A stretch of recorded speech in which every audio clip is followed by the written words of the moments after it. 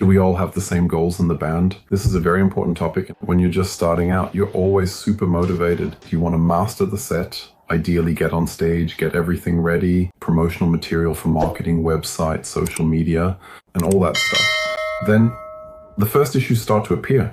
It starts with, what do we accept? Fees, which gigs do we play? And when things eventually start to take off, how much do we actually play? And I really think you have to do this from day one. I mean, I don't know how you see it. Feel free to leave comments, but you have to be honest with yourself and above all, honest with the band. And that's definitely something you should talk about and do it early on. This is really not ridiculous, but actually extremely important. I've found it's crucial, especially when you're working with different musicians at different levels and with different experiences, because it's easy to say, yeah, we want to play 10 gigs or 15, but what happens if it ends up being more? Do we then cancel the extra ones? Is everyone okay with canceling, or do some people want to do more? It's also interesting, of course, if I have professional musicians, and by professional, I don't mean quality, but musicians who do it for a living in the band, and amateurs, semi-professionals, what do they do for a living? That naturally has an impact as well. Does someone have a family? Does someone not? What's important is communication. Clarify these things beforehand. There's nothing worse than having a finished band and then the gigs just start pouring in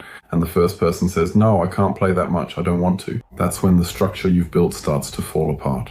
The rest might have to look for a new musician or just a substitute. If you're looking for a sub, that's okay. We'll talk about the topic of substitutes in more detail later, I'd say. That can work, but it can also really be the beginning of the end because the first musician drops out. Depending on the quality level you have or what standards you set for yourself, you might have to train the next musician. There are also different expectations, and then there's the topic of rehearsals. I'm not even sure if we've talked about that before, otherwise we'll just cover it again. Feel free to write about it in the comments, or I'll check myself to see how it was. It's the same with the topic of fees. Some people might be musicians on the side and say, yeah, hey, I just want to play. Then they play for peanuts. And everywhere, which of course affects the fees.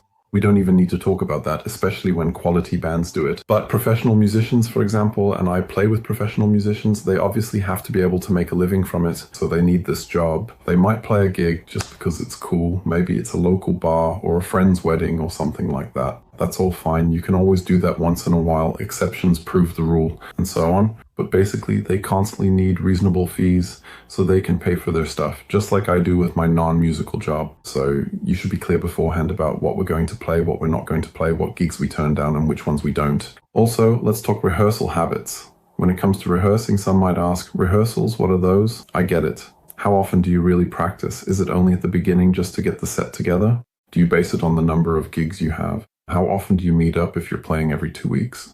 Of course, you don't need to rehearse or practice the set in that case. And the substitute musicians at that level, if you're playing that often, they're good enough to just play along without a rehearsal. Some people just want to have a band, an after-work band where you can simply unwind and relax after your non-musical so-called normal job, just meeting up and seeing each other. And these are really things you need to, no, forget that. You should clarify beforehand.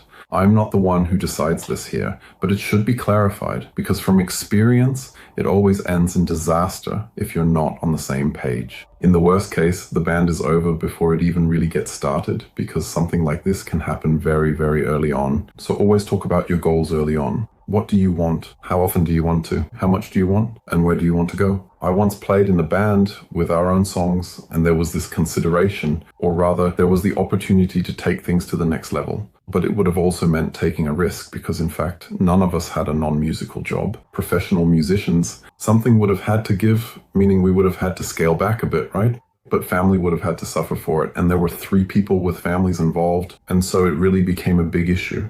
The question was, what happens now? And it's really good to have that more or less clear beforehand because when it's about your own music, it's even more important since you have to put in a lot more and very different energy than you would in a cover band. If you enjoyed the video, feel free to leave a like.